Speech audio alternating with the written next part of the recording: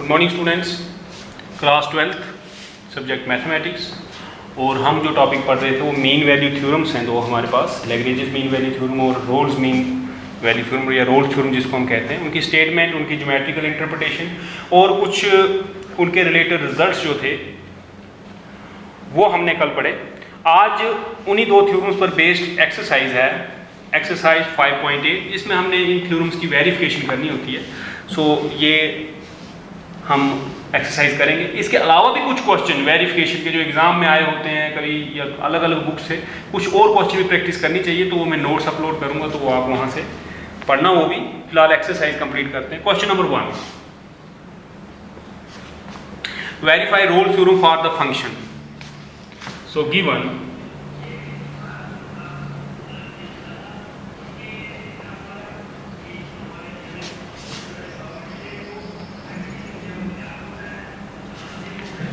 -4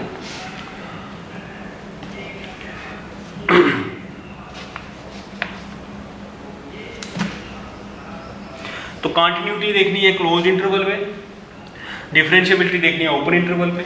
तो देखें here f of x is equal to x square plus 2x minus 8 being a polynomial function is continuous for all x belongs to R। Polynomial function हर जगह continuous होती है। So fx is also continuous on close interval. जब वो हर जगह continuous है तो close interval -4 to 2 उस पर भी कंटिन्यूस होगी ही होगी। डिफरेंशिएबिलिटी देखते हैं। आल्सो वैसे f dash x is equal to 2x plus 2। अब वो इसमें एग्जिस्ट करता है कि नहीं? एग्जिस्ट मीन्स स्क्वायर रूट में नेगेटिव ना आ जाए, डिनोमिनेटर 0 ना आ जाए। So which exist in -4 to open interval, क्योंकि -4 और 2 के बीच का कोई भी रियल नंबर आप यहां लगा दो, ये पॉलिनोमियल है, ये डिफाइंड है। हाँ, 1/x होता तो शायद नहीं होता, स्क्वायर रूट होता तो नेगेटिव आने के चांस रहते। ना यहाँ पर ना स्क्वायर रूट है, ना यहाँ पर डिनोमिनेटर में कोई वेरिएबल है, 1 है डिनोमिनेटर यहाँ, तो इसलिए ये एग्जिस्ट कर रही है -4। f डैश एग्जिस्ट करने का मतलब क्या हुआ? This implies fx is differentiable in -4 to, तो ओपन इंटरवल में ये डिफरेंशिएबल की। अगेन f ऑफ -4 वो हो गया -4 का square 2 into -4 -8, this is 16 -8 -0, and f of 2 that is 2 square plus 2 into 2 -8, that is 4 plus 4 minus, that is 0. This implies f of -4 is equal to f of 2. तीनों condition satisfy हो गई। Thus all the conditions of Rolle's theorem are satisfied.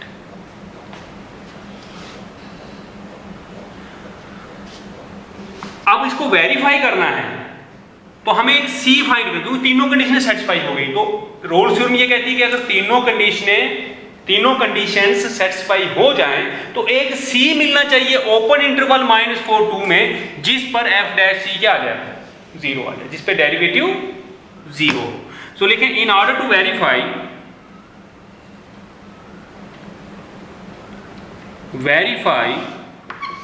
The Rolle's theorem, we shall find at least one C belongs to -4 2 such that f dash C equal to 0। कम से कम एक C find करना है। ये C मिल गया तो इसका मतलब कि थ्योरम वेरीफाई हो गई।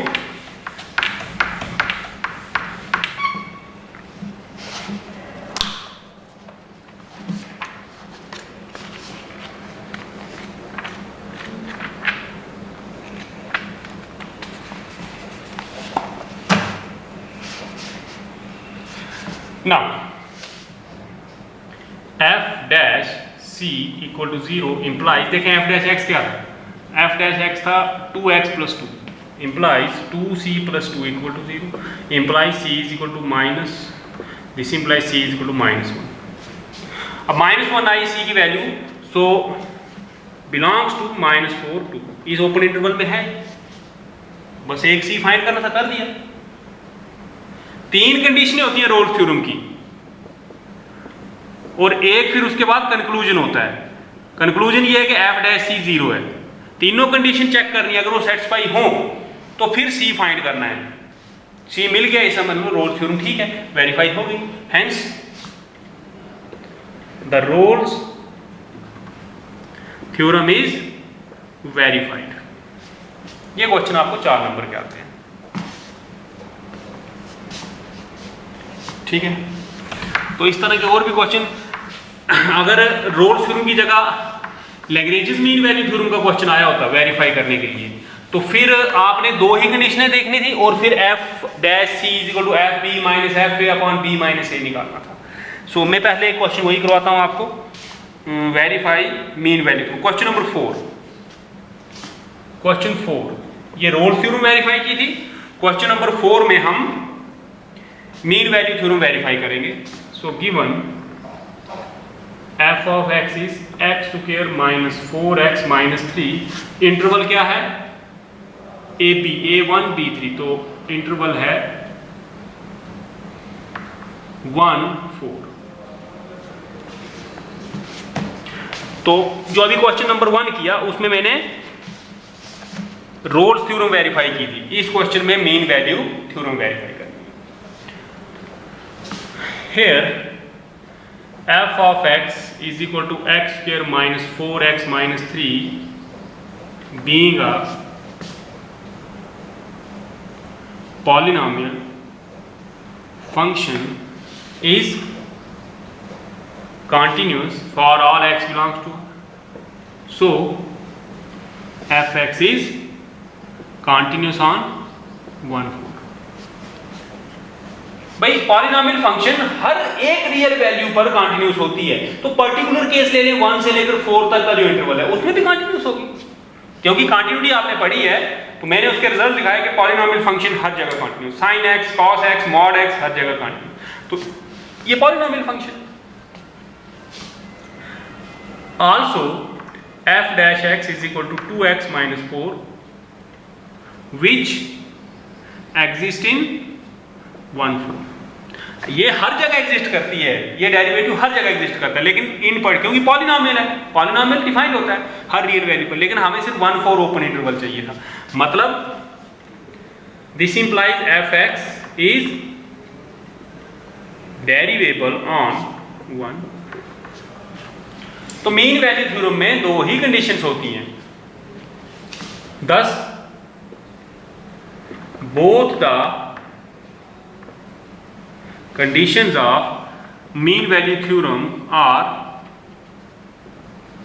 satisfied. Conditions of mean value theorem are satisfied. In order to verify the theorem, we shall find at least 1 c belongs to 1 4 open interval such that f dash c is equal to f of 4 minus f of 1 upon 4 minus 1। आपको ध्यान होगा कि mean value theorem की statement ये कहती है f dash c is equal to f b minus f a upon b minus a. तो यहां b की जगह 4 था, a की जगह 1 था। Now f dash c is equal to f4 minus f1 upon 4 minus 1 implies, देखें f डैश c कितना है 2x माइनस 4 है, तो ये हो जाएगा 2c माइनस 4। f ऑफ 4 हो गया 4 square minus 4 into 4 minus 3 minus 1 square minus 4 into 1 minus 3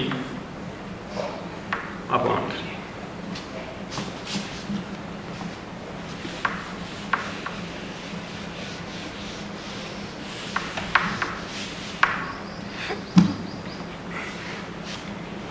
this implies 2c minus 4 is equal to 16 minus 16 minus 3 minus 4 7, so this is minus 6 upon 3. This implies 2c minus 4 is equal to, this is minus 3 plus 6, 3 by 3. So 2c is equal to 3 by 3, 1 plus 4. c is equal to 5 by 2. 5 by 2 देखे भाई उस interval में होता है क्या? 5 by 2 कितना होता है? 5 by 2 होता है 2.5. सो एग्जैक्टली 2.5 जो है वो 1 से 4 के बीच में ही होता है. 2.5 बिल्कुल. तो c फाइंड कर दिया मैंने 5 by 2. हेंस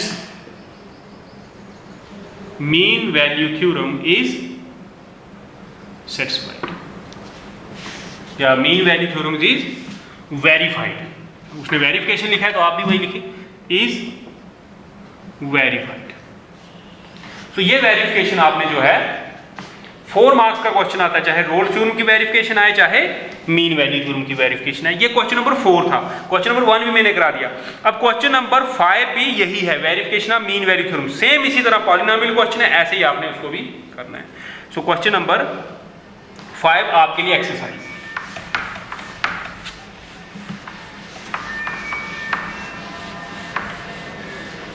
क्वेश्चन नंबर 5 में यहां तक क्वेश्चन करने के बाद एफ डैश सी 0 करके भी देखना है, फिर भी सी निकालना कितना आता है. हालांकि रोल्स थ्योरम उसमें वेरीफाई नहीं करनी है आपको, लेकिन उसने बोला है कि एफ डैश सी 0 करके भी आप वैल्यू निकाल के बताएं. तो आपने पहले यहां तक क्वेश्चन पूरा करना है, सी फाइंड करना है, फिर कहना है again F dash C equal to 0, तो एफ डैश जितना होगा उसके साथ सी लगाकर 0 करके सी की वैल्यू निकालनी है. एडिशनल पूछा है. Question number 2, examine if Rolle's theorem is applicable to any of the following functions, can you say something about converse of Rolle's theorem for these examples? क्या इन एग्जाम्पल्स में, ये 3 एग्जाम्पल्स दिए हैं इसने क्वेश्चन नंबर 2 में, इनमें रोल्स थ्योरम जो है वो एप्लीकेबल है या नहीं? अब थोड़ा सा और ध्यान देना, क्वेश्चन नंबर 6 भी यही है, यही 3 पार्ट. उसमें पूछा है कि मीन वैल्यू थ्योरम एप्लीकेबल है कि नहीं. तो मैं दोनों साथ साथ करते जाऊंगा. पहला पार्ट लिखूंगा तो रोल्स थ्योरम चेक करूंगा एप्लीकेबल है कि नहीं, और फिर मीन वैल्यू थ्योरम करूंगा. रोल्स थ्योरम के लिए 3 कंडीशनें देखनी है, तीनों की तीनों सेटिस्फाई हुई तो आपने कहना yes roles theorem is applicable. और मीन वैल्यू थ्योरम के लिए 2 कंडीशनें हैं, दोनों हुई तो आपने कहना एप्लीकेबल. तीसरी हो ना हो मीन वैल्यू थ्योरम के लिए, अगर एक भी कंडीशन अनसेटिस्फाई रह जाए तो वो थ्योरम, जिस थ्योरम की वो कंडीशन होगी वो थ्योरम एप्लीकेबल नहीं होगी. First part F of X is equal to,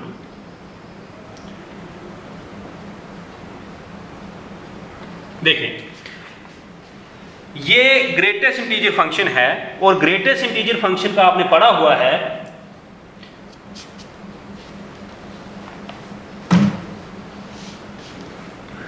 greatest integer function जो है इंटीजर्स पे कॉन्टिन्यूस नहीं होती है. तो here f of x is equal to this is continuous at x equal to 6. 7 पर भी है, 8 पर भी है, लेकिन 5 पर भी है, 5 6 7 8 सभी है, लेकिन कोई एक पर भी हो. किसी भी इंटरवल में फंक्शन कॉन्टिन्यूस तभी होती है जब उसके हर एक पॉइंट पर वो कॉन्टिन्यूस हो. यहां मैंने एक पॉइंट बता दिया, 5 लिखो 6 लिखो कोई भी लिखो, लेकिन इतने पॉइंट हैं इस इंटरवल में जिन पे कॉन्टिन्यूस नहीं है.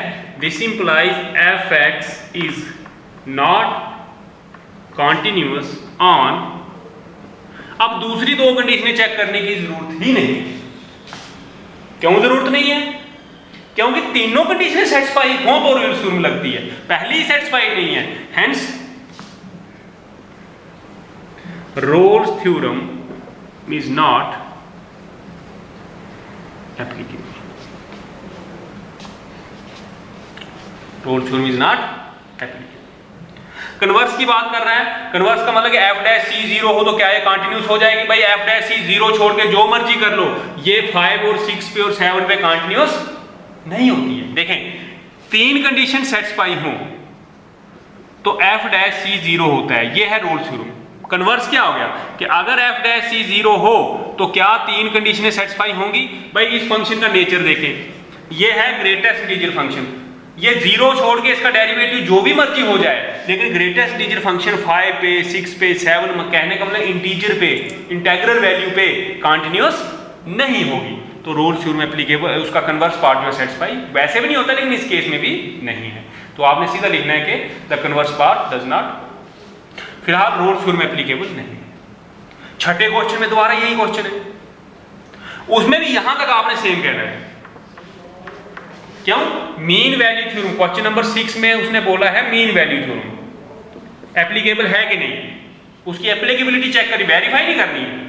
शुरू के 3 क्वेश्चनों में मैंने आपको वेरिफिकेशन कराई थी, यहां वेरिफिकेशन नहीं करनी, यहां आपने देखना है एप्लीकेबिलिटी। तो एप्लीकेबल उसकी भी 2 कंडीशनें कौन कौन सी हैं, एक कंटिन्यूटी है, एक डिफरेंशिएबिलिटी है। तो ये कंटिन्यूअस नहीं है, नहीं है तो रोल्स थ्योरम की जगह आपने लिख देना mean value theorem is not applicable. तो छठा क्वेश्चन हो जाएगा, ठीक है। वैसे ही 2 पार्ट और है, दूसरे पार्ट में दोबारा, दूसरा पार्ट मैं नहीं कराऊंगा, क्यों? दोबारा फंक्शन यही है, बस इंटरवल चेंज किया, इंटरवल कर दिया उसने -2 to 2, तो -2 -1 0 1 और 2 5 6 7 8 की जगह ये नंबर लिखने हैं आपने कि not continuous at -2 -1 0 1 2, therefore this is not continuous. Same result. Rolle's theorem की 3 कंडीशन में से पहली कंडीशन कंटिन्यूटी सेटिस्फाई नहीं हुई, इसलिए रोल्स थ्योरम एप्लीकेबल नहीं है। मीन वैल्यू थ्योरम की 3 कंडीशन में से पहली कंडीशन जो है कंटिन्यूटी, वो सेटिस्फाई नहीं हुई, इसलिए मीन वैल्यू थ्योरम भी एप्लीकेबल नहीं। तीसरा पार्ट,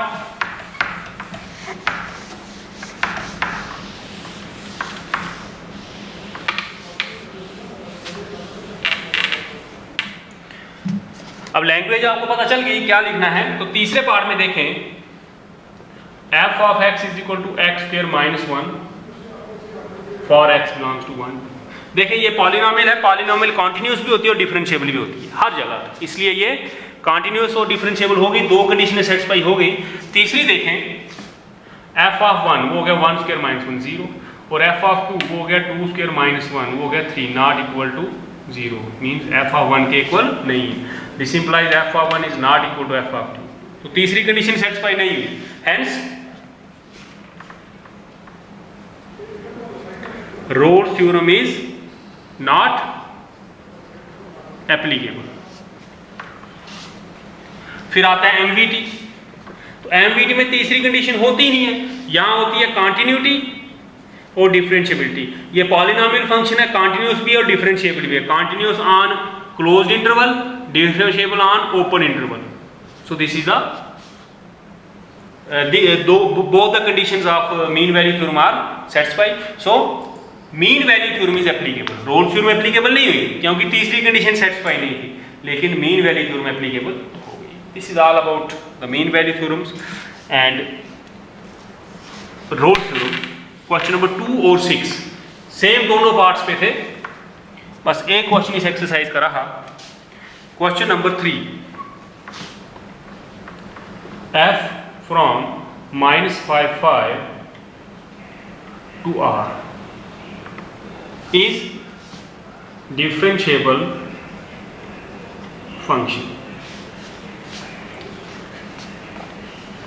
ठीक है, this implies f is also continuous function। क्यों? Because every differentiable function is continuous। continuous function है, so this implies f is continuous on -5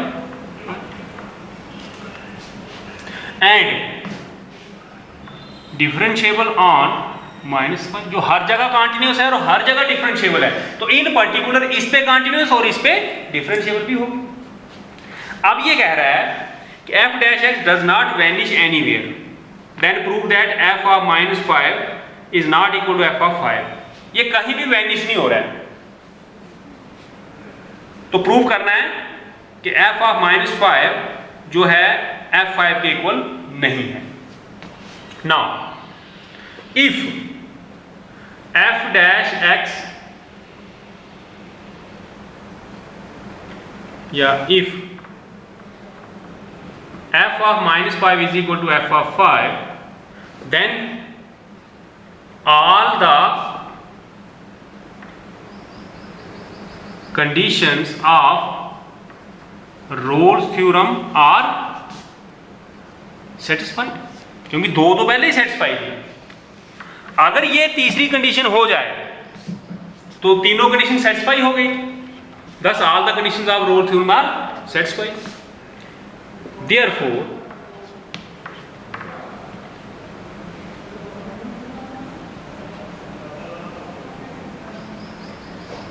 there exists at least one point C in minus 5 such that f dash C is equal to 0. ठीक है, तो -5 और 5 के बीच में एक point कम से कम ऐसा मिलेगा जिस पे डेरिवेटिव क्या होगा, 0 होगा, विच इज अ contradiction